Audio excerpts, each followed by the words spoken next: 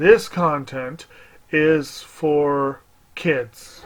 It's not for kids. Isn't that what I said? No, it's not for kids. If you are 13 years or younger, this is not for you.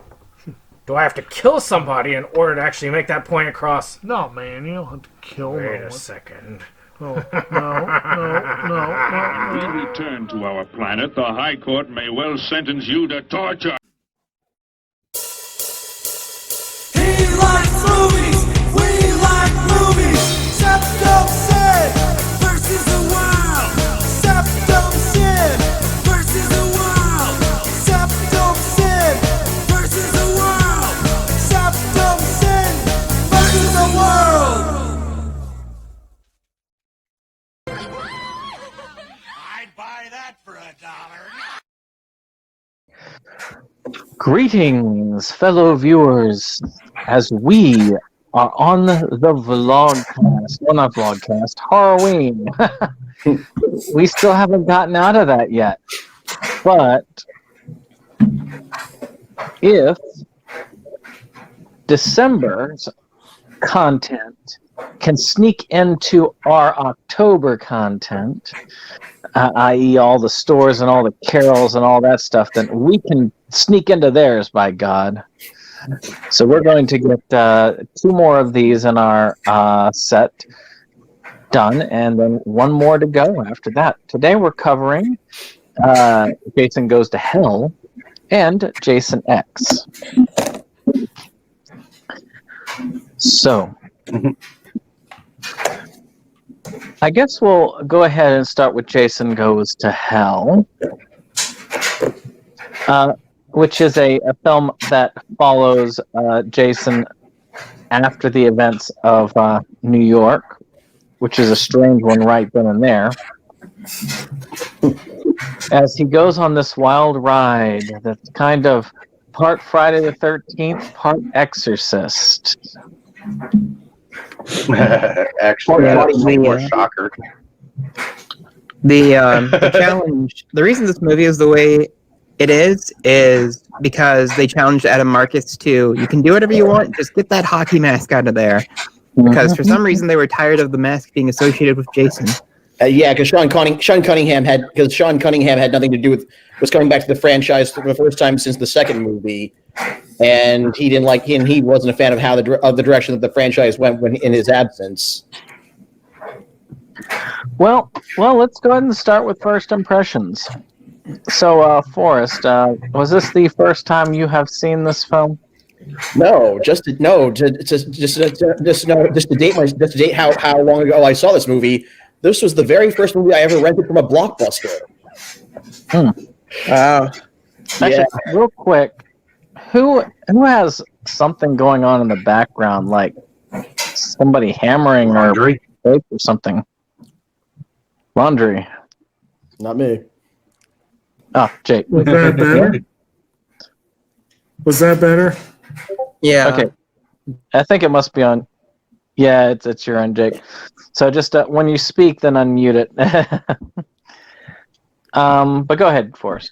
Anyway, so just to date myself, this was the very first movie that I ever rented from a Blockbuster when I was 11 years old.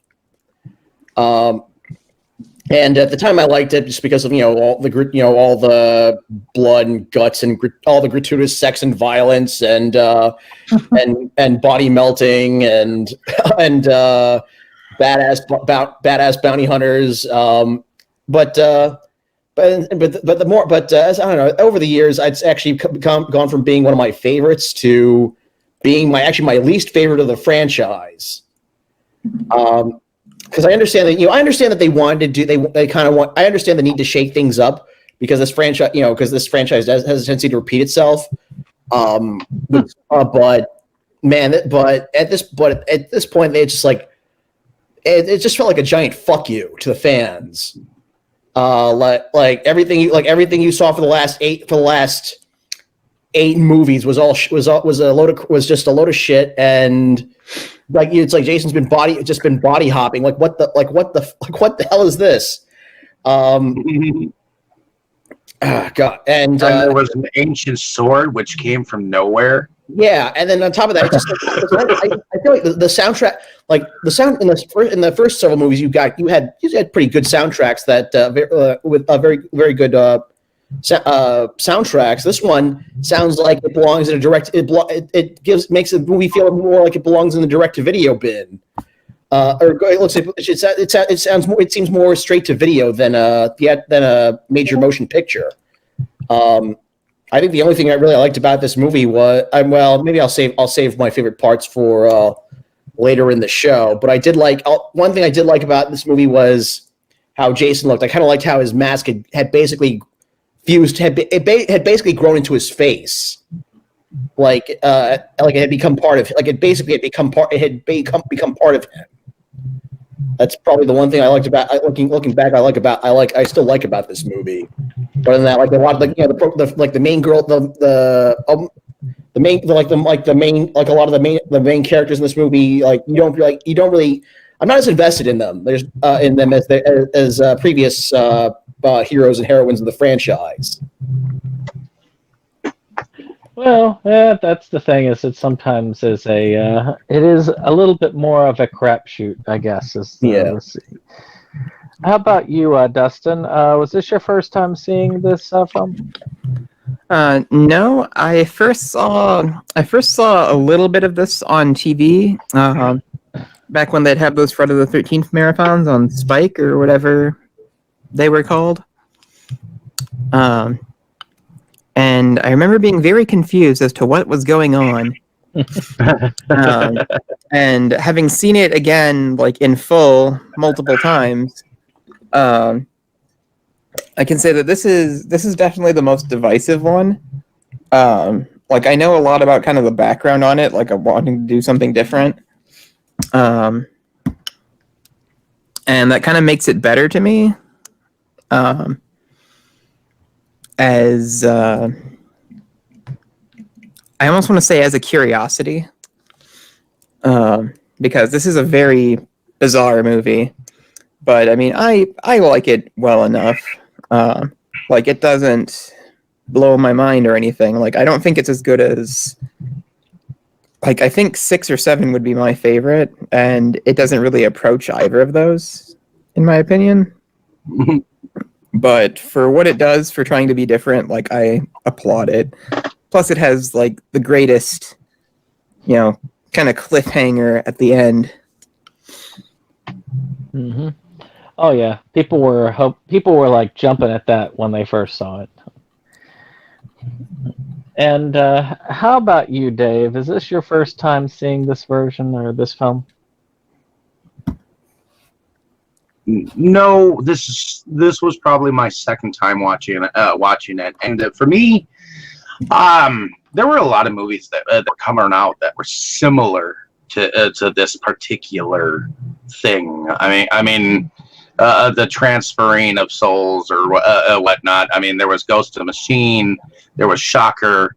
These were films that were starting to come out that were kind of like, okay, you have a being that transfers from one place to another, and there's people getting killed and some promiscuous sex going on, and you don't know what the fuck's going on in this movie, except for the fact that he doesn't go to hell until like the end of the movie. But I guess I wouldn't put this on my number one list of the Friday the 13th films, but neither would I say it would be the least per se. I would kind of like put it like in the middle because it does have some interesting aspects to the film. It's not like it's I mean, it's not as horribly gory as the other film, but and yet something's going on with your connection it's there, like Dave. there, I mean.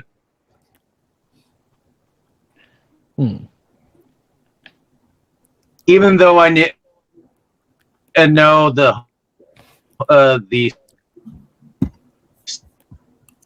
Dave is in sword came slow from motion here. nowhere. I still like the look of it, of the sword. I feel like It- we're it watching a looked show on TBS that's heavily censored. Ivor Hayes. Well, Dave, something's up with your connection. yeah, something is definitely There. messing with your connection there, dude. Maybe try we turning can off hear your about- camera. Yeah, you might try to turn off the camera, see if that helps you.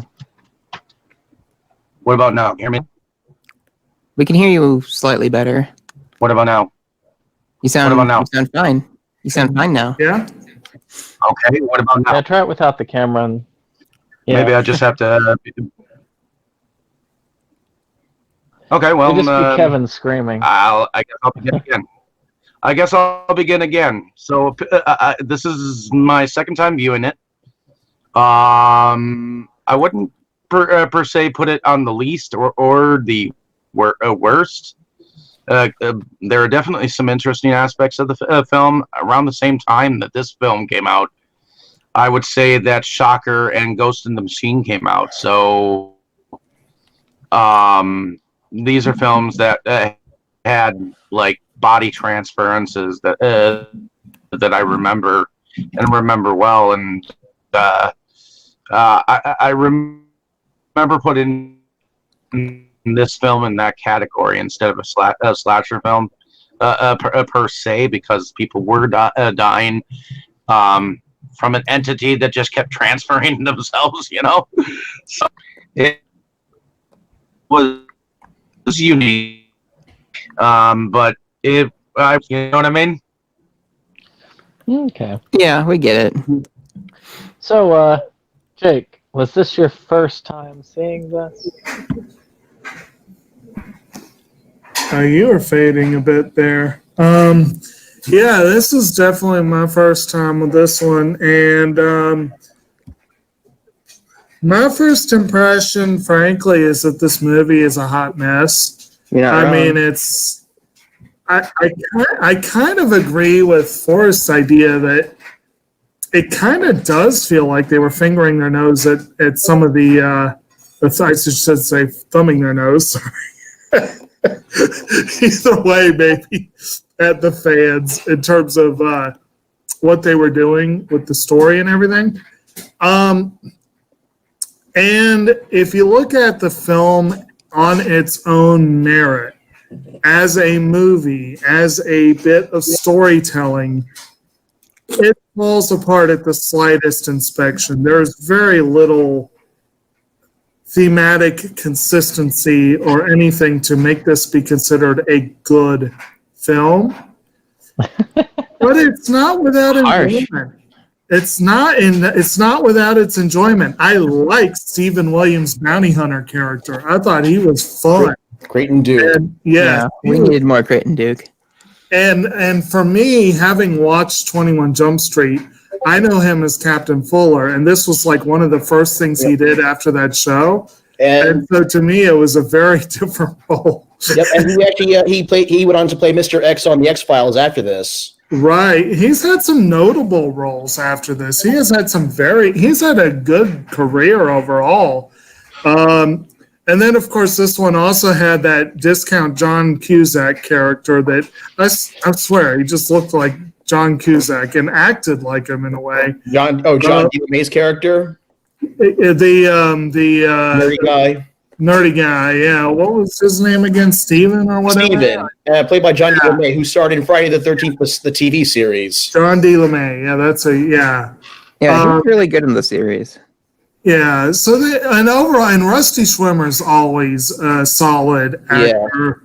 Yeah. Richard Gant was a lot of fun. There were some good bit roles in this film. There was some good acting. Aaron Gray. Yeah, it all came together to be like less than the sum of, or maybe like less than the sum of its parts. Yeah, well, I'm trying to figure if it's less than the sum of it or more than the. It depends on how you define it, I guess. If you're looking mainly at the acting, it should have been a better movie. But if you're looking at this one the writing. I don't know. It's weird, but it's weird. It doesn't fit with the rest of the series. Exactly. But the weird thing about this, y'all know, like I've been kind of the least enthusiastic as we gone along with most of these films, but like most things, after a while, they start growing on you, or you just start getting really, really sick of them. Like a disease. Well, for the most part, kind of like a fungus. This series has been growing on.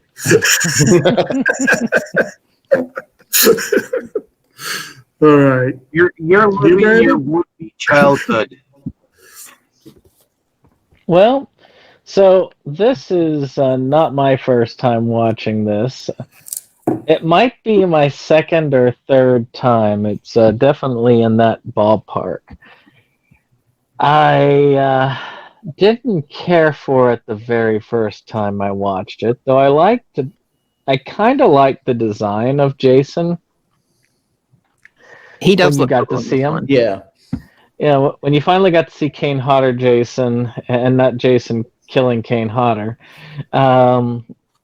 you got some.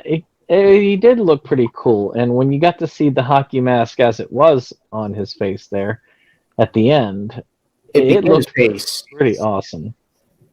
And for that, it had its moments.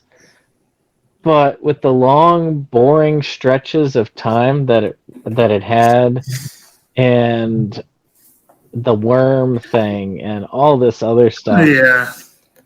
Mm-hmm. I mean, as I want to say, Cinema Snob said it. Well, just blow them up, but don't eat the heart this time. Yeah, good advice to live by. Yeah, I gotta wonder about that dude. That did not look appetizing at all. He must have been really hungry. Well, that in the heart was basically telling him, "Eat me." Well, yeah. Not gonna lie, when that coroner, because the actor who played the coroner, Richard Gant, he was he played Duke. He played George Washington Duke in Rocky V. The guy with the promoter with the fur coat. And when he was getting patted down as he was bringing Jason's remains into the morgue, I was waiting for him just to say, "Touch me and I'll sue." From what I understand, that heart was made out of some kind of gelatin, and actually it didn't taste half bad. Yeah, it was a gelatin and like a fruit cup. Right. And he reminded me a lot of Ossie Davis. And it took me a minute before I was like, oh, wait, yeah, Richard Gant. I know him. Why do I know him? Oh, he was in Norbit. Oh, another quote. Norbit in Rocky V. Lovely stuff to do. He was in I feel bad. He was in the two worst sequels of their respective franchises. Right. Oh, and he was in what was it? What's that one we like to call it? Matthew Broderick versus the Lizard. Oh, Zilla. He was in The Big Lebowski, but it's a very small role. Yeah. So with that being said, we have this. Now we do have something fun. We got to start off basically as we always do at Crystal Lake. Jason's killing people, or at least he's trying to. Mm-hmm. But the twist is it's a trap. Mm-hmm. And they decide, you know what? We're not taking chances. We're going to blow him to hell. And damned if they don't do it. And I got to say, I'm looking at this and I'm going, I can't help but cheer in this scene. It's just awesome right there. I just love that whole thing. They just open up all the artillery on his head and blow him to pieces. Mm-hmm. I mean, it was kind of a weird note to start on, though. What did y'all think when you saw that for the first time? Were you like, are you surprised? Like, I was like, well, that's quick. Well, I'm going to be honest, and this is probably really weird. I kind of thought he was going to hell. I knew nothing about this movie. I kind of thought that's what the premise was, and So I was like, well, yeah, they'd kill him right away. I expected that. So the movie is just him having adventures in hell. Yeah. Oh, I'd like to watch that, actually. That'd be a lot more interesting. Yeah, interesting. And it probably wouldn't have been much crazier, sadly. Yep. Maybe they could have asked Clive Barker if they could put Pinhead somewhere in there. I Right. thought that's exactly what was happening anyways. I mean, they blew him up, he went to hell, and then he That started did. transferring from body to body. That Pinhead was in one draft of Freddy versus Jason. Like he was That'd have been interesting. going to show up at the end. Like Freddy and Jason are both back in hell, and Pinhead was going to appear. Like, what's all this about? And that's I could definitely see something like that going on. But unfortunately, we decided instead to go to the morgue. And apparently, after being possessed, the guy who's doing the autopsy on Jason ends up eating his heart and being possessed by Jason. Of course, that dude was more than a little bit. What's the word I'm looking for? He had what you might call a very, very much a gallows sense of humor. Yep. Yeah. Him and the other coroner. Yeah. My professional opinion: this guy's deader than shit. Yes, I would expect so. It happened after like the heart started beating again, so I just figured he was like hypnotized or something. He was. I think he was. Yeah, he was. He was like had become possessed to eat it.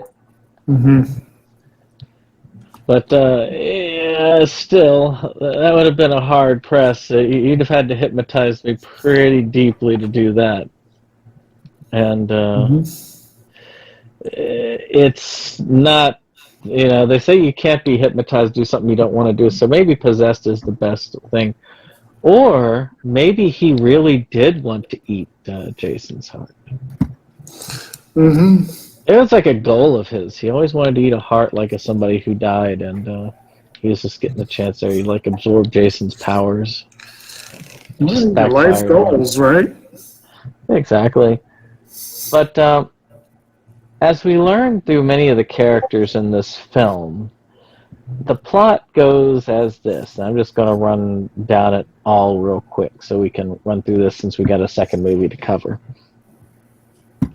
The idea is that he's going from body to body, possessing it, puking up this worm thing that kind of crawls inside the mouth of another person and possesses them.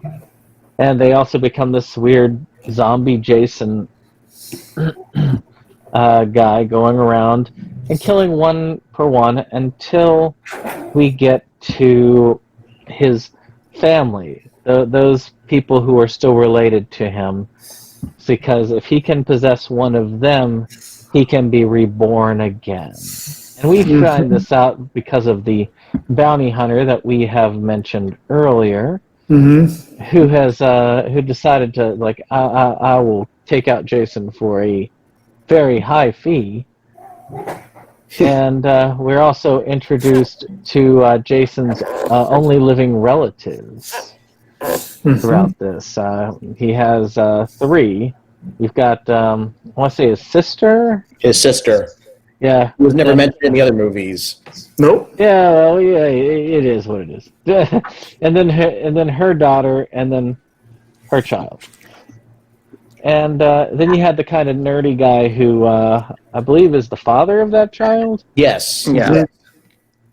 And I also do find it entertaining the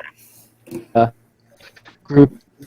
Oh, you're. Nope, I'm not doing any of that stuff. Y'all can just do what you want, but I'm gone. When he meets those young'uns. Yeah. Yeah. What was that? He says, y'all Smoke a little dope, have a little premarital sex, and get slaughtered, and maybe get slaughtered. Yeah. But the way that the story goes is simply we have the possession after possession, but it also turns out that the one of the relatives is also the only one that can take him out finally. Another part of this prophecy we just learned about this time, but hey, who knows? Maybe it could have been there the whole time. And Tied to the Necronomicon. Yeah. Yep. That was a little Easter egg, by the way. And that was, What was I was just saying that the Necronomicon was a nice little Easter egg in the movie. Now, what's funny is that if you watch the Vengeance film, they do tie into both of those because he uses the Necronomicon to bring Jason back from the dead. The father does. But after watching some of these films, you know what? Them kind of retconning the father back into it for Vengeance goes right along with the rest of the films. I think that there's no problem with it. So, hey, It's a sure, why not kind of thing. Consistency? What consistency? So let's talk about characters real quick, and then we can talk about high points, low points in the plot. Because this really is a plot that's kind of driven by those characters. What are some characters that y'all really liked, and fun things about them? The people who own the diner are pretty hard to forget. Right. Right. It is true. That was Joey and Shelby, right? Joey B. was the owner and the namesake of the diner, and then Shelby, who was a cook and her boyfriend. Right. Played by Rusty Schwimmer and Leslie Jordan, and yeah, I thought they were great. They had this nice little. They worked really well as a team. Nice little foul-mouthed couple. And then Vicky, I guess, was like their head waitress or something along those lines. No? I feel like maybe second to Diana. Right. Yeah. But, Did y'all really like the final girl in this one? No, I feel like she was the most underwritten final girl of the franchise. that's a tough call. She wasn't. I think that was it. The second movie. I thought. I feel like Steven got more. I feel like her ex-boyfriend Steven got more development. Yeah, well, he was the actual survivor girl in this one. He was the main character, yeah. She's just there to kill Jason. Yeah, or try and warn everyone about Jason. Exactly. He's both the final girl and the crazy old man who warns everyone about Jason in this one. Well, Duke kind of fills that role too. They kind of trade off a little bit, but yeah, I think Duke. Okay, Duke is a character that I think had a potential. Like I wish, because it's inferred that him and Jason have history. Yeah, but he's an Ahab, sort of. Yeah. What would it be cool? Even though I really like this character, he's kind of he's a major pervert too. I would talking about how like when the reporter is asking what he thinks of when he thinks of the name Jason Voorhees, and he's like a pink dress stick and a hot dog and a donut. Yes. I remember like saying that line when I was 11 years old. My mom yelled at, and my mom got so mad at me. So, do y'all think this would have been a better film if instead of him as the bounty hunter, you had an older Tommy Jarvis coming back? I think that would have worked a lot better, but at the same time, I feel like it's probably that's just another example of Sean Cunningham just spitting on the fans of the mythology. Actually, they wanted him to be Tommy Jarvis, but because of the way the rights were for this, they could have Jason and pretty much nothing else. So they had Jason in the lake. They couldn't even have the title, apparently. Yeah, Paramount wouldn't let them use Tommy Jarvis as a character. It would have been very cool if you added that in, because there would have been an extra added element of history there. There is a backstory for Creighton Duke that got cut. Apparently he was out Crystal Lake with his girl. He was out rowing with his out in a rowboat with his girlfriend in Crystal Lake, and Jason popped out and grabbed his girlfriend. That's You see, what really happened is he's the kid from part 5. That would have worked. That would have worked too, but they probably wouldn't have been allowed to do that either.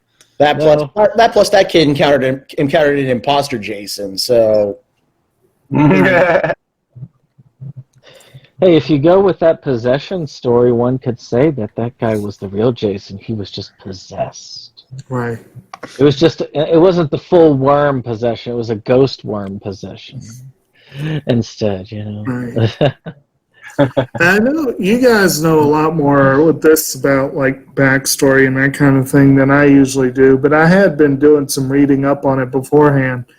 And Forrest, what you're saying about like Cunningham and whatever, I got the impression that apparently the director, Adam Marcus, was more to blame for some of this changes, that he apparently thought that people were sick of all the people getting slaughtered at Crystal Lake and they wanted something new and different. And then Cunningham was more like, no, that's what the people want. But I don't know. I think Cunningham only got that way when he saw like how the movie didn't perform. Like I think Cunningham was on board for let's do something different until it kind of blew up in his face. It could be, or like they say, like one thing I saw was apparently no one was watching the dailies, which if you've got a first-time director, I think someone should be checking. yeah. But they said that most of the film was unusable and they had to just throw out a lot of it. But They threw out at least 2 hours of stuff. Yeah. That's kind of interesting. Plus they had to plus that scene with the 3 campers was put in after the movie itself was after the movie itself was completed. Because they did some test screenings and they were like, "Where's the gratuitous sex?" Right. And that arguably has one of the best effects in the franchise. Yes. Like the splitting, like oof. And then the what was I going to say? Whatever. And and so you guys were kind of talking about how boring and uninteresting Diana is. Is Diana? No, Jessica. Jessica. Yeah. Diana was her mother. Yeah. Yes. And then She didn't live long enough. She didn't live long enough. But what do y'all think about Jessica's asshole boyfriend? He was a major asshole. He was a major dude. Yeah. Yeah. He was up there almost with that jerk from Takes Manhattan. I mean, you know. Oh, the principal? Yeah. He was. Yeah. But yeah, I don't know if I would put him like up there with as far as as far as like when it comes to like assholes and horror, he's not exact. I would not put him up there with say Burke from Aliens or in terms of like assholes that you love to hate. Because he's at the same. I mean, one hand he's a jerk, but he's just not. He doesn't really do anything actively bad. Apart from stealing Diana's body from the morgue. Yeah, it's pretty bad. Yeah, well, just for a ratings grab, basically. That's like. But yeah, I would not put him on the same level as say Burke from Aliens or who's another character you love to hate in a movie? Melvin from Tremors. Yeah, or even Melissa, the stuck-up rich girl from Part 7. Yeah. Oh yeah, that one. Like I said, there's a whole bunch of stuff that you can hate in relation to this series, and this particular one, unfortunately, does have a lot of those issues. Actually, one of the things I thought was sad is I thought the wrong final girl candidate died. The waitress. Which one? The Vicky? Which one? Yeah, because the waitress, the sister, basically, she was a stronger character. They wrote her better, and her acting came across as better. I think she would have been a much better final girl. Right. Well, that's just, you know. The final girl had to be related to Jason so that they could actually like kill him and send him to hell. But I agree with you. I was pretty disappointed when they killed her off. Yeah. Same here. That was too. And of course, you needed her to die because Jason had to possess her dead body to come back from the dead. in a manner of speaking. But that didn't exactly happen because she was killed before that even happened. Yeah. Yeah, I think that I thought it was kind of a clever thing that they did with Jessica's mother was Diana, right? Diana. Yeah, I thought that was kind of and Jason's sister. I thought that was kind of a clever thing they did with the prophecy. It's like for him to be, he has to be reborn through a Voorhees. It's like, does the Voorhees have to be alive? Like, why? Kaboom! It's like, okay. And out of stuff in the movie, as far as the look, I really love that look that Jason did have. I said this before, but I did think that was a pretty cool thing. Kane Hodder back in there, back in that suit, doing the Jason thing the best way he knows how. Was he a security guard there for a moment? Because I swear he was. He was the security guard at the morgue. Okay, yeah, that's what I mean. thought. So he basically insulted himself.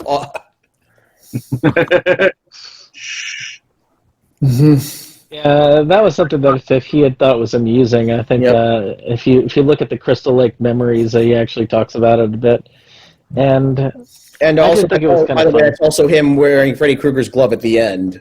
Yeah. I mean, I wouldn't have gotten Robert Englund just to do that. That would have been.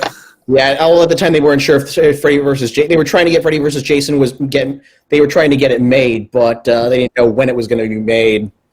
Right. And of course, it took about a decade. Yeah. Well, at least I can say Freddy never went to space. That's actually the screen name of one of the guys who runs Bloody Disgusting, Freddy in Space. Though I am surprised that they did not take that franchise into space. They took everyone else into space. Yeah, they took Leprechaun, they took Hellraiser, they took Jason Critters.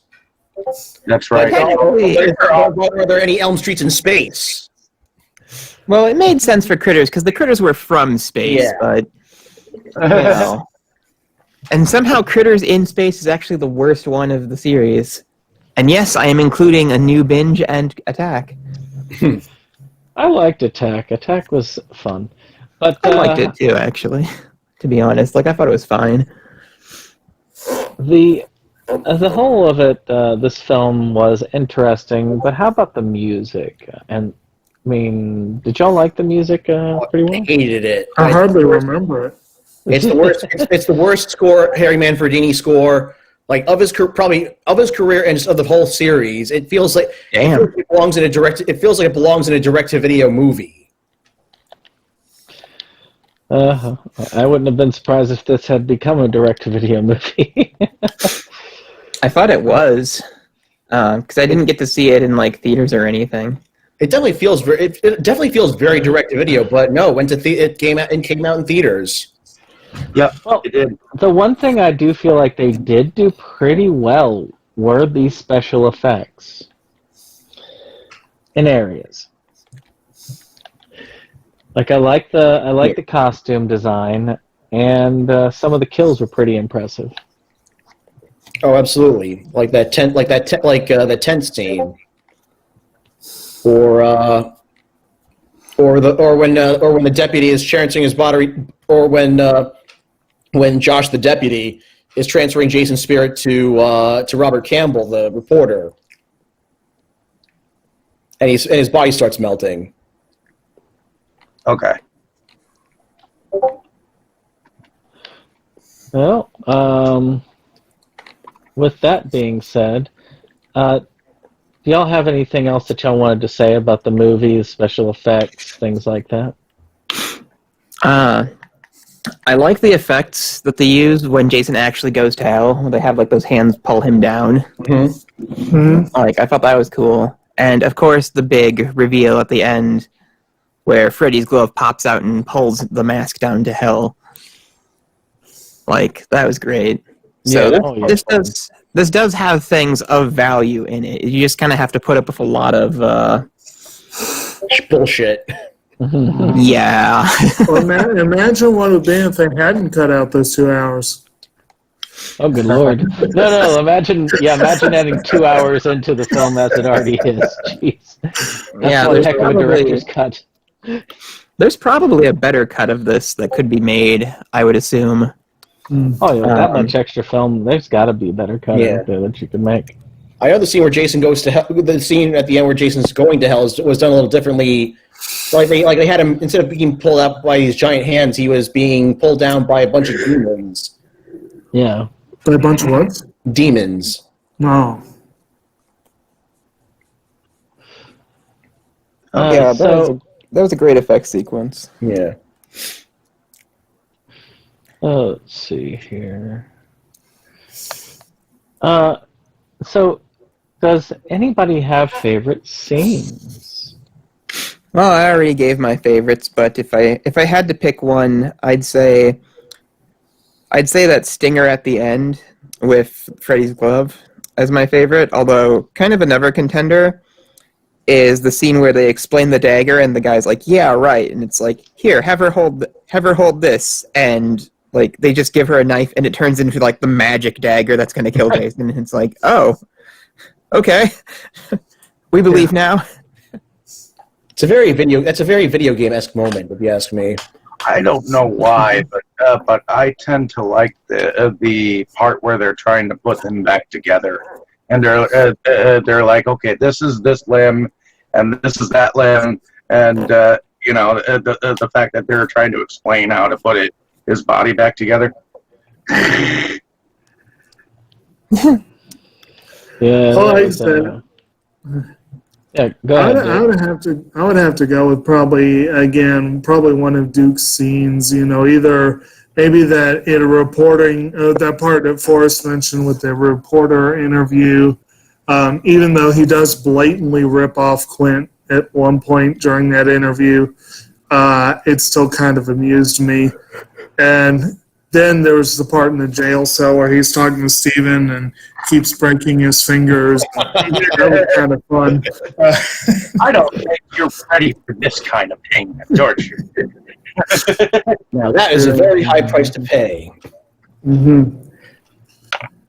Yeah, it was good times. Yep. For me, I probably already said my two favorite scenes: the tent scene and the scene and the body melting scene. I always like a good body. To me, to me, you can never go wrong with a good body melt. You're a street trash person. Oh yeah, street trash, trauma, body melt, yep. Devil's Rain. Oh yeah.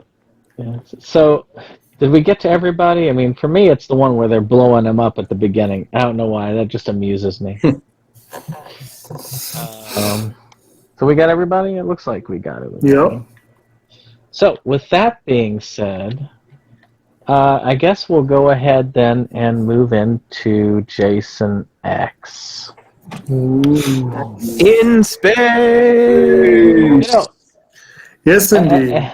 You go long enough in these franchises, they eventually shoot you into space. So you just don't know where to put you. I'm still waiting for Machete in space. They promised us. They promised us. Yep. Well, I mean, according to most said in 4 years they're supposed to get rid of ice hockey. Yes, I like they outlawed it in 2024. I don't think we can really expect that, sadly.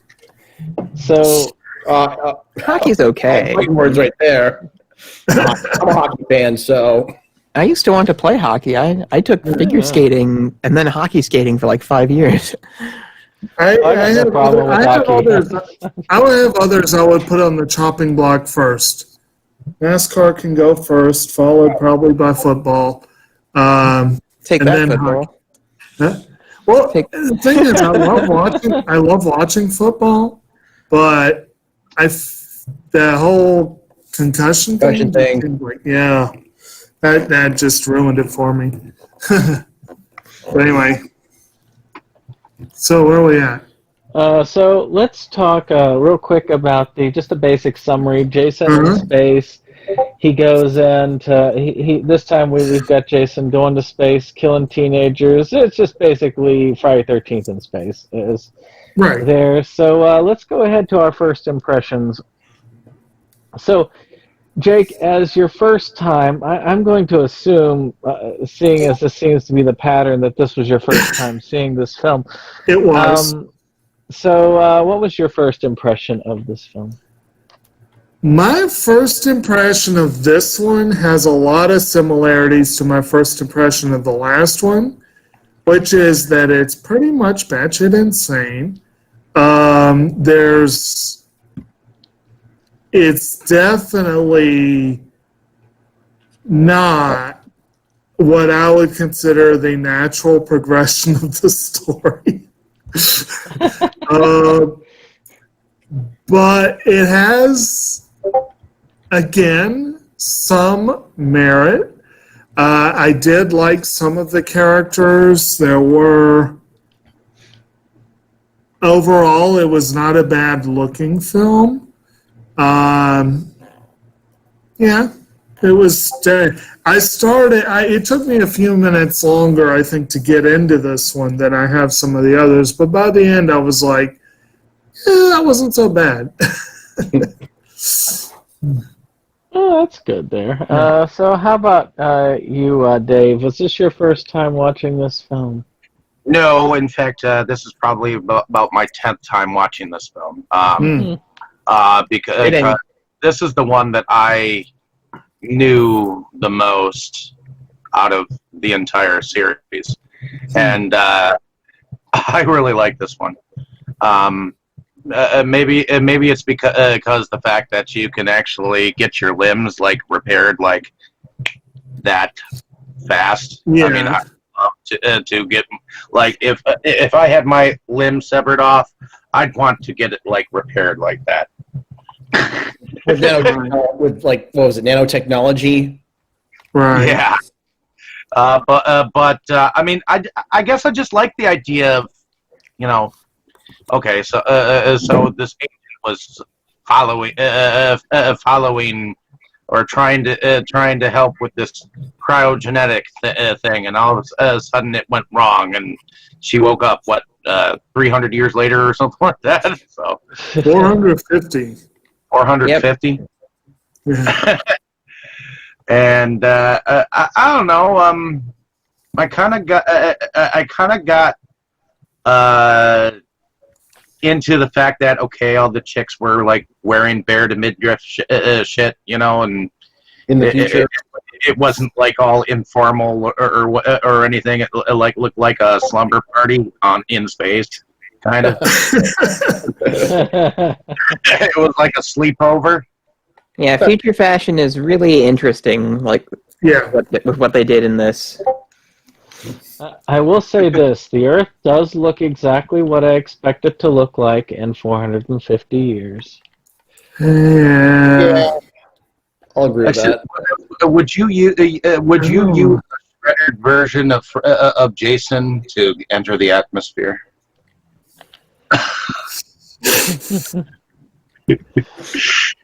Well, you die, so no.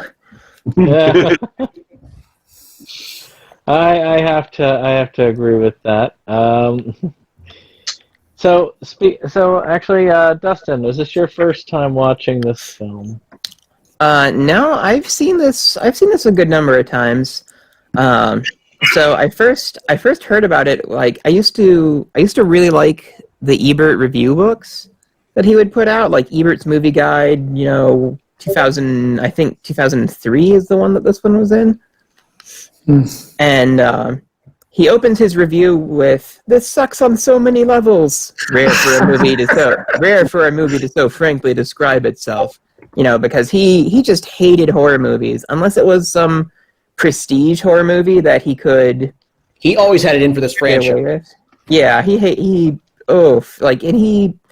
made it sound like the worst movie ever made, and I believed that for quite a while until I actually saw it, and I was like, oh, this was fine. So I like this movie. I think I definitely prefer it over 9. I don't like the look of normal Jason in it though. That's, I think, my major gripe. Like, I think he looks pretty kind of crappy in this one until he gets an upgrade. Cyber Jason. Uber Jason is pretty intense. Yes. And of course, Kane Hodder saying that that it was one of the hardest costumes to move around in. But he looks so cool. Holy shit! Oh, I feel like he could be Lord Zed's. He could be Lord Zed's cousin. Maybe. Yeah. But let's see, Forrest, was this your first time seeing this? Absolutely not. This was actually I actually saw it on opening weekend when it came out. It's the first and for that and for being the first Friday the 13th movie that I saw in theaters, it has a special nostalgic place in my heart. And I've seen it several times, many times since. I mean, I would agree with Dustin's assessment. Overall, I like it more than Jason Goes to Hell. It's a lot more fun, stupid and fun, but it's stupid but it's fun. Although I feel like the design, the costume and makeup design on Jason for this one was kind of seemed like a downgrade. But just compared to Jason Goes to Hell. And also, like, little did we know, and also it does kind of feel like because when this came out, there hadn't been a Friday the 13th movie in about 8 years, so this definitely felt more like something just to hold fans over until they could get Freddy versus Jason greenlit. I remember hearing about this on the Friday the 13th official website way back in the late 90s. That Freddy versus Jason's on its way, but in the meantime, we're going to do another standalone movie. And we're putting him in space. It's like oh my god. But yeah, it's it's stupid, can't be fun. I'd probably say it's probably one of my somewhere as far as ranking it in the franchise. I'd probably put it somewhere in the middle. Some good kills, some good in jokes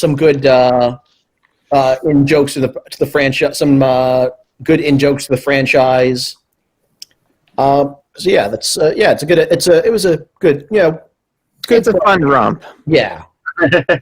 even though it definitely feels like looking back, it definitely feels like a Sci-Fi Channel movie of the week.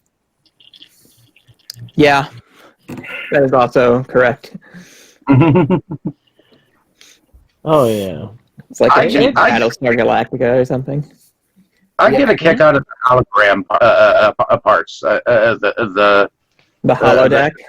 The holodeck where they're shooting at alien creatures and they're like competing with each other and all of a sudden they realize that Jason is standing right there and they're like, okay, this is now we should end the program. Oh, he's still there. Fuck, what do we do? I like how Jason is momentarily bamboozled by the hologram. He just kind of pauses for a beat, like, what in? Mm-hmm. And they play into that at the end as well. One of the things I've noticed, actually, this is not my first time, obviously. I watched this as a guilty pleasure movie more than any of them. There's something about it that appealed to me. And though I was told a lot, and I had to get this separate from the Crystal Lake set that I used to have, as Jake knows, because it did not come with the traditional set that I had, the Camp Crystal Lake set that I did have. Mm-hmm. And I was told, no, avoid this. This is a crap movie. And I'm like, but it looks so much fun. And I like camp. I love campy movies. So I was like, if it's that way, then that just makes me want to watch it more. And watching it this time, especially after watching all of these not that far apart, and on top of that, watching this after Jason Goes to Hell, in a way, I feel like I'm coming home.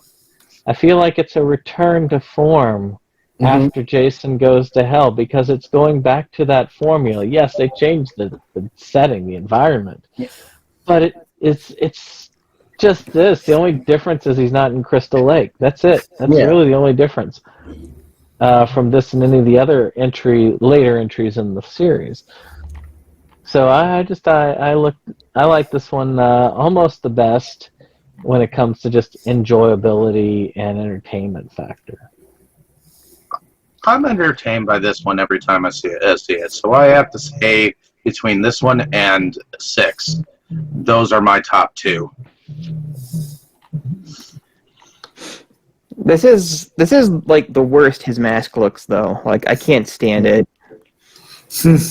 I agree. It doesn't. To me, I don't know. The mask in this one has like no character to it. Whereas, like, part 7, it's all chewed up. It's all cracked and chewed up. And part 4, part 4, it's got that axe. It's got that bloody axe cut. Yeah. Or even in Jason Goes to Hell, when it's just basically become part of his face. And it's got like an upturned like hognose snake kind of look to it in this one. And while that's cute on the snakes, it's not very. It's pretty ugly on a mask. So let's see. Well, I guess we'll go ahead and jump into this plot real quick, just so we can go through it. Yeah, there's a plot somewhere. There is a plot. So essentially, we have these students who are studying Earth, and they find this place that's been kind of buried. Of course, we get the whole scene at the beginning where Jason has been captured, and they're trying to find out why he can't die, which is obvious because he's some sort of hellspawn. That was explained last time. They just had to get they just had to eat the heart, and they'd be fine. Or because the studios were looking at the spreadsheets and they're like, oh, we made a profit off this. Let's make another one. So they were trying to do something there, but unfortunately, Jason got out, and then he and one of the scientists got frozen. He slaughters David Cronenberg. Yes. I love that cameo. That was great. I think he asked for that cameo too, didn't he? Well, he did it. I was just reading here. He did it as a favor. I think the director was like a protege of his, but he specifically asked to be killed on screen. The things that we see. I remember watching it with my wife earlier on, and she says, "Is that David Cronenberg?" I'm like, yes. So, if for anything, it's that factor right there. But I think the director of this passed away, unfortunately. The students, they got to see this, and they're like, "Ooh, cool bodies! Let's take them up to the ship and unfreeze them." Or at least one of these, because this one can be unfrozen. They're looking at Jason's body like lost cause. And unfortunately, they get up into as they do, they get to space fornication, and that's fornicating ends up reviving Jason, who goes on a killing spree. Now, they do manage to destroy him, but then nanotechnology makes him stronger, faster. He falls into the rejuvenation pod and comes back as Uber Jason, which is probably the coolest Jason design in the whole series. I don't know. I think the New Blood would like a word with you. Well, Part 7, I love Part 7 too. Part 7 is like my favorite, but just the look of Uber Jason, just goddamn! Like, have you seen it? I showed my little brother the trailer, and when they revealed Uber Jason in the trailer, he actually went, "Holy shit!" After being completely like, the entire time. He was like, "Whoa!" So, And mostly the last part's just, the fight for survival between the final survivors to see who will make it out alive. And that's the whole of it. It's pretty short, pretty sweet overall when it comes to plot-wise. Most of the characters, in my opinion, are relatively forgettable, but I will be glad to see what y'all thought. well, there's Janessa and KM are kind of memorable. Yeah. Right. Was that the android that had the detached nipples? KM was, yes. Yeah. And then Sunaran is her creator. Was Janessa the memorable one, or? Janessa's the one who got sucked through that grate. Yeah. Yeah. She got rated. So who was the other girl? That was Bonnie. The girl who got frozen? Because the survival girl was the one that got frozen. No, the survival girl was Rowan. I'm trying to remember. Oh, Kinza. Wasn't Kinza the one that got sucked through the grate? And Janessa was the one who got stuck into space. Kinza got blown up. Yeah, she crashed the ship. The shuttle. She crashed the shuttle ship. Okay. Because I have those two confused in my brain then. I must. No, it was definitely Janessa Janessa actually gets that line. This sucks on so many levels. Okay. Supposedly there was supposed to be something where like her rings flew around the room like afterward. Yeah. Or something like that. Okay. I don't know. Okay.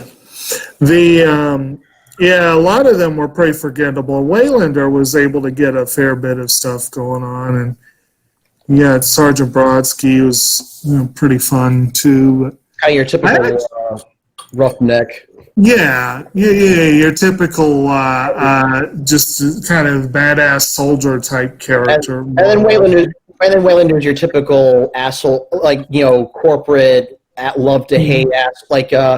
His name is basically a nod to the company from Alien. Yeah. I was gonna say this movie did have Space Marines in it too, and they do about as well as they did in Aliens. And then, of course, you got Crutch, the engineer, who he was kind of a colorful character. He was, but I actually really liked the survival girl in this one, Rowan. I thought she was. Be right back, guys. She was much more believable as a survival girl than most of the ones in this series. Mm-hmm. I thought she might have been a little younger and cuter than one would expect to. You don't think Lexa Doig is cute? Huh? You don't think Lexa Doig is cute? Oh no, she was freaking hot. I'm saying she was a little younger and cuter than someone with her position would have been expected in my mind. You know what I mean? Right. I know she was late 20s, and that's not unbelievable for a scientist, but she seemed to have a position of authority there, and so that's kind of weird. But other than that, and again, when I looked her up and I saw that she's the one that plays Talia al Ghul in the Arrowverse, I was like, that's awesome. She is the second of three Friday the 13th actresses who went on to join the Arrowverse. Yeah. The other two being Kelly Hu and Danielle Panabaker. Danielle Panabaker's been in here? I must have missed that part. Remake. She was in the remake. Oh, we haven't gotten to that yet. Okay. And then, what was the other one you said? Kelly Hu. She was Jason Tate. Right. And she plays China White. China Wei. Yeah. That was, I'd forgotten her. I don't know how I forgot her. And I know some of these, I probably know some of the other roles that this one was in too, but I've not seen very many of them. She was on a show called Andromeda with Kevin Sorbo. Right. Well, actually, I saw one of the weird bits of trivia was that apparently she and Lisa Ryder, who plays KM, kind of reversrsed roles for that series. Yep. Yeah, because on that show, because I've never seen it, but I know I'm somewhat familiar. I've heard that that Doig was the android while Ryder was the human. Oh, and Ryder was in a show that should have gone much longer. She had one appearance on Alphas. That was a show that they canceled way too soon. But, oh well. She was on Arrow for a little bit as Tala Cool. Oh, that's no, that was Doeg. Yeah. Yeah, Doeg. Yeah. All right. So yeah, some of the characters, yeah, they were fun. This was one where the cast was fun, and I kept joking about, again, the other one I joked about Discount John Cusack, and the other guy looked like Ossie Davis. And this one, I swear, the girl who gets killed when Jason first revives looked very much like Allie Larder to me. I can see that. And Sooneron looked a lot like James Vanderbeek. So we had a little bit of a Varsity Blues reunion in this one. But anyway, Faye, what else is there? Yeah, to me, a lot of the characters felt generic to me. That was the biggest issue for me. Well, they kind of are. Though it was fun looking at the nanotechnology, as you said. Yeah. With the different healing of the arms, the turning of Jason into Super Jason. Well, I tell you, that one kid who cut his own arm off and had it reattached, that kid deserved to die. He was It was like, seriously, why are he even on spaceship? Did you see his hair? Did you see his hair? Yeah. It was atrocious. He was like the stoner guy, wasn't he? Yeah, he was the hippie. J type. Yeah, but I mean, again, what's a kid like that even doing on ship like this? It's kind of like... Or it's like, how are there still people like that in 435 years from now? Oh, there'll always be people like that, I'm sure. They found a new drug for him to get bombed out on. And then this one also had an asshole with the professor character, but I don't know, he came across as rather... Idiot. Like, he was almost so pathetic, it almost made him kind of likable compared to some of the other asshole characters. He was kind of inept at being an asshole. But, yeah, he's like, oh, we got this 450-year-old hottie that we've revived. And, oh, the other guy's a famous serial killer? Well, whatever, he's dead. We don't care. But people will pay money to see him. And then when he comes back to life, don't kill him. People will pay money to see him. Yeah, I did notice that was one of the things that goes on, is that you get to see a lot of that greed that kind of is keeps them from taking Jason out early on. But they do a pretty good job of taking him out early after that, though, once the security forces get hold of him. And it turns out Jason is not much... original Jason was not much of a match for that technology weapon-wise. Yeah, the android on board is modified for combat, and she blows Jason apart pretty easy. I did find it funny, though, that the one guy was like, he just wanted his machete back, that's all. Like, cool. Yes, obviously. Well, you got that one scene where Jason sees the operating table and he sees that great big kind of like combination machete and meat hook kind of thing, and it's like, ooh, shiny. Doesn't say that, but you know you. Yeah. He's almost like a kid in a candy store at that moment. Yeah, but yes, he does go back to the old school machete when he's given the chance, which is interesting. Interesting though, like when he was regular Jason, he's got this futuristic surgical blade, but then when he becomes Uber Jason, he doesn't get his machete back until he gets his upgrade. Right. And then he has like a new machete. Like it upgraded the machete too. Like, did anybody notice that? No, I didn't think. I don't think I noticed, but yeah. Yeah, as Uber Jason, his machete gets upgraded too, and it's like this really futuristic looking. Look up the Uber machete, and you'll see it's totally different. That's interesting. Kind of like in Ninja Turtles 2, when Shredder's armor upgrades too. Yeah. Yep. Yeah, just type in Uber Jason machete. Oh, okay. Actually, the first result is a picture of all 3 machetes he uses. Very nice. What did y'all think of the way that they took Jason out? This is probably my favorite part of the film, where they're doing the hologram, and he has like, oh, I know how to distract him, and he has the 2 people, the 2 girls, like, hey, look, we love to have. I was like, what? Smoke pot? What? Want to drink a beer? That's just the way they say it. Right. And they cut to Jason, and he's just like seething, like just bashing him in the sleeping bags. Yeah. Son of a bitch! Come here. So what was going on with? So who got the? Well, actually, Jake, you watched it without.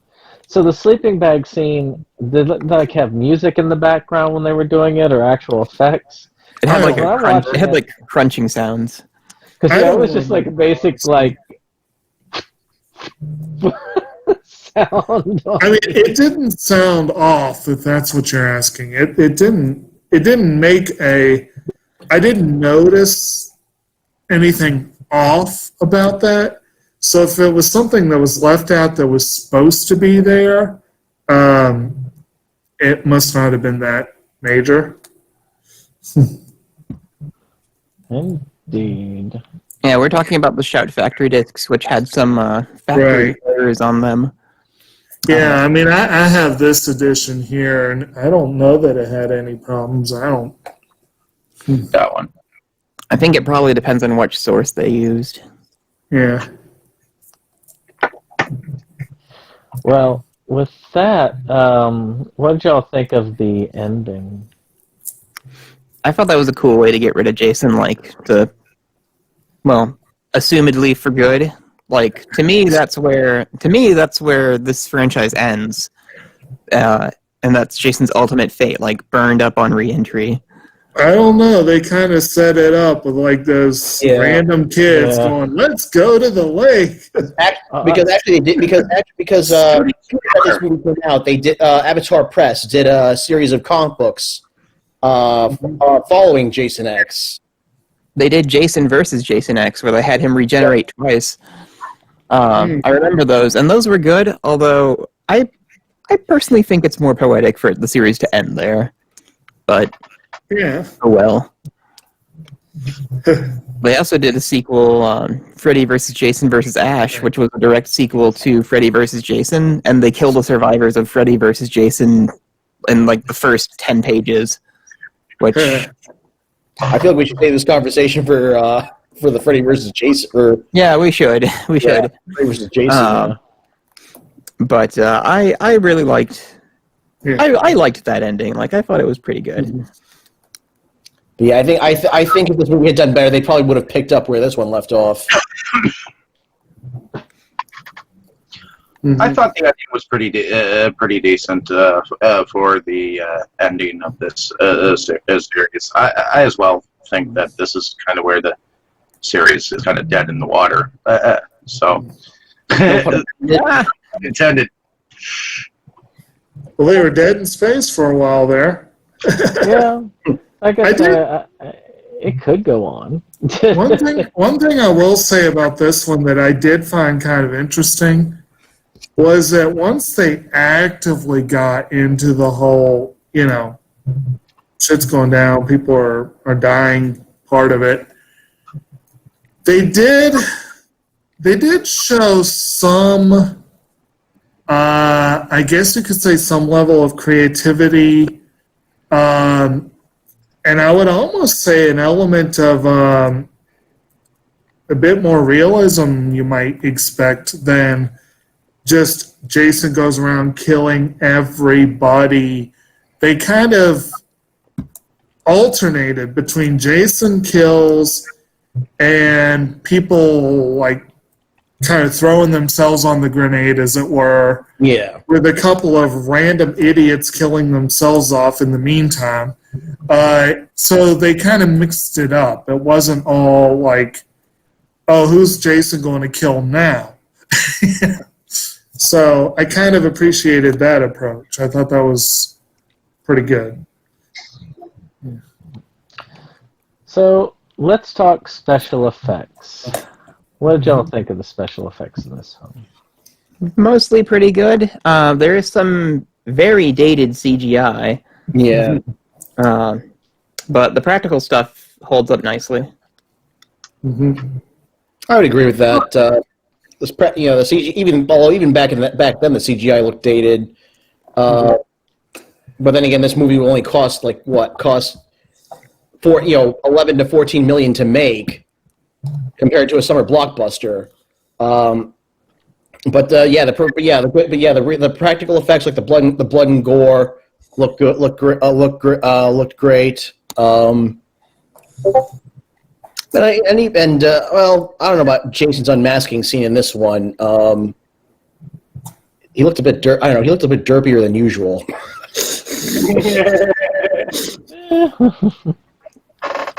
He looked a little bit more like he did in part 4. Just gooey. Yeah. I kind of appreciated that callback to part 4.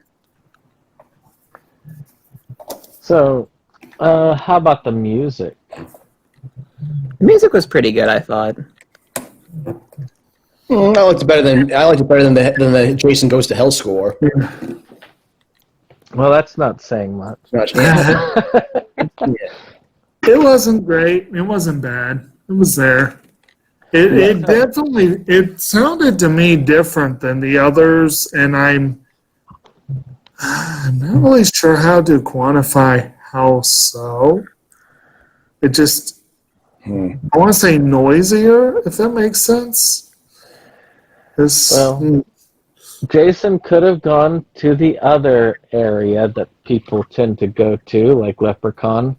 He could have gone to the hood after this. Oh my lord. I can't believe they did 2 of those. He threatened to do that in the when he took Manhattan.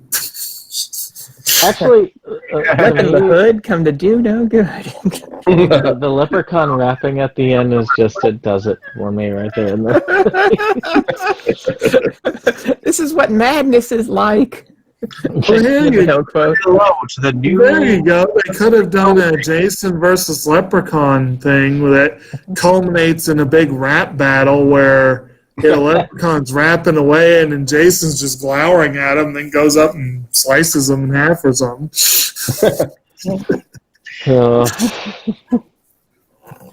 On that lovely note, let's get favorite scenes. Okay. Well, I think my favorite scene is the reveal of Uber Jason. And they have kind of like that, oh shit moment. Which is spoiled by the trailer. Like the trailer kind of ruined the movie if you saw the trailer first, because it let you know that that was coming, and then you just spend the whole movie waiting for that scene. But it's like, do you think you can you beat him up this time? They say to the android. And she's like, I can try. And like he's just completely unaffected by her weapons. He's like, you guys should run. Wham! And he just punches her head off. Let's go. So she's ahead for the rest of the movie. And I just love Uber Jason so much. I wish there were more figures of Uber Jason. Like I have the movie Maniacs one still in the package, but I wish NECA could do like a really nice Uber Jason figure. Or heck, I don't Well, what if Reaction? Well, what if Reaction did an Uber Jason figure? There was a Reaction figure version. What if Reaction did an Uber Jason figure? If Reaction did one, I might want that one. Like, I'd want like a really nice detailed one. Like, I don't usually go in for like the 12-inch figures, but I would go in for a 12-inch Uber Jason figure. Like if Sideshow did one, which I don't know if Sideshow did. If they did, it's probably incredibly expensive at this point. Because I know Sideshow did standard Jason from Jason X, but I don't know if they did Uber Jason. Dustin, I know at least you have played Friday the 13th, the game. Uber Just out of Jason. curiosity, they Uber were Jason- planning on doing that in the game. They were planning on releasing planning. Uber Jason and a map of the ship, but then the lawsuit happened and they had to completely scrap it. So Uber Jason is in the game's files. Like, if you hack the game, you can play him. He does have animated kills that Keen Hodder did the motion capture for. Like, he does have a weapon, but he just never went live. And the map is completely unfinished, so you can't play the map. But if you know how to hack the game, you can play Uber Jason in the game.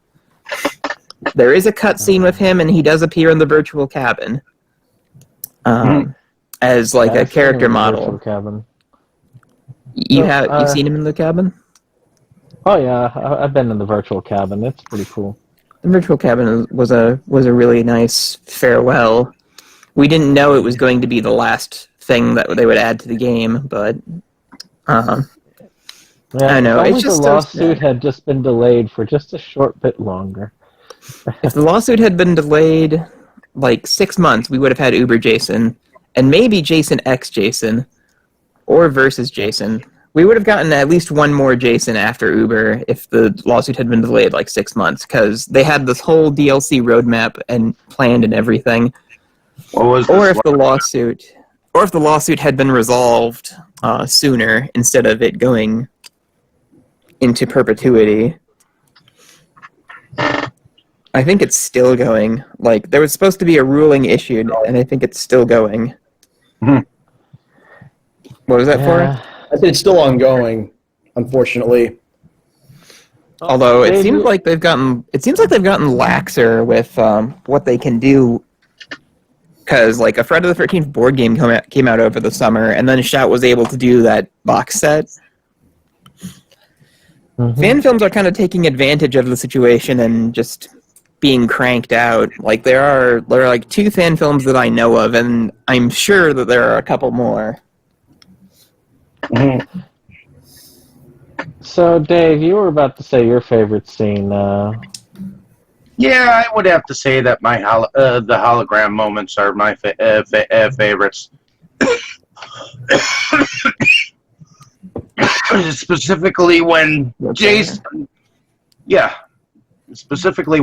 came across the 2 nubile females, and they're like, "We're into promiscuous sex and everything." and Want to have a beer or smoke some pot? And they say it just like that. Let's have promiscuous sex. Sex. That was just, to me, that was my favorite. I mean, them inside their camping bags together. It was just awesome. I would agree. That was my favorite scene in that whole thing. And the android's watching. He's good. He's gotten rid of the campers. What do we do? Run. So, who else? Favorite scenes? Who hasn't given one? I think Dustin gave one, Dave gave one, I gave one. Did you give one for us? I disagree with. I agree with Dave. the holodeck scene in camp. The holodeck scene in Camp Crystal Lake was my favorite. Jake?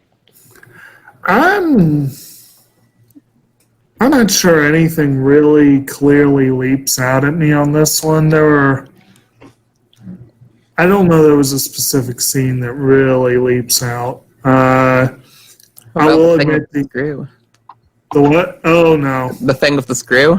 No, I did kind of enjoy that comment. He's screwed, but it was a little on the nose, but still, it was amusing. Yeah, nothing really leaps out at me. Again, I did like our Survivor girl, so she had a couple of good moments. I did like the scenes with Cronenberg, and I'll agree with Dustin that reveal was pretty fun. Yeah. All right. Well, with that being said, we are almost done with this series. Can you believe it? All right. Oh. We've only got 2 more movies left. Versus and the remake. Yep. So it's going to be fun. I hope you all join us next week for this. And until then, let's talk. I'm going to just go through the rest of y'all pretty quickly. And if I miss something about you, you can fill in the blanks. Of course, we have Forrest, who has done a lot of production work, even visited Camp Blood himself. Yep, the original Camp Blood, New Jersey. Yep, And he taught Jason a thing or two, killed a couple of them, So did you do any of the? I never asked. Did you smoke pot, have promiscuous sex, and I forget what the other thing would have been. You need to Water. Or have a beer. Drink heavily. No, just no. Not until I got home. See, that's why you're still alive. Of course, we have Dustin from the Crypt of Horrors, or Der Cryptaxis, and of course, you should check out the backlog of some cool stuff that he has got on his YouTube channel. A lot of neat pickups. A lot of cool taste and stuff that you won't see elsewhere. Yeah, in a couple of weeks, I'm going to probably have some more videos as soon as school's over. I also started streaming on Twitch, so you can find me on Twitch at The Crypt of Horrors. I'm streaming Dead by Daylight and probably whatever else I'm playing. Did they have Jason in Dead by Daylight? I know they have They Freddy. do. They do not. They have Freddy, Leatherface, Michael Myers, Ghostface, Jigsaw, and the Demogorgon. Oh, and Pyramid Head. But they don't have Jason. I'm assuming Jason is their dream character. Yeah. So as soon as the lawsuit's up, maybe.